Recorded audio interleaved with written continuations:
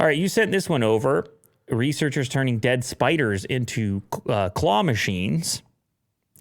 Yeah, very strange. And you might look at that and think, oh, did they find a way to revive dead spiders? They didn't, actually. The way this works is that these spiders, they basically use hydraulics to extend their limbs. I didn't know that, actually. They have a cavity there in their bodies, a chamber contracting to send blood outward, and the hydraulic pressure allows the spider to extend their legs. And that is precisely why arachnids curl up when they die. Can no longer do it. So what these researchers figured out is, hey, we pump a little air in there, get a little syringe going into the right cavity, we can pop these legs out, we can grip as if we get a little claw grip going on, like those machines where you try to get the prizes out of. Yeah. That we talked about on the previous episode.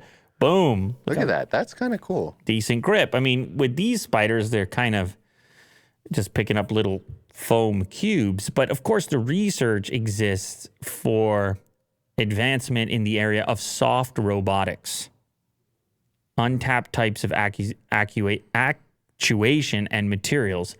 So the idea that all robotics, like there might be some bio versions, which might have properties that could be more capable than our idea of robotics, which is strictly nuts and bolts and metals and so forth.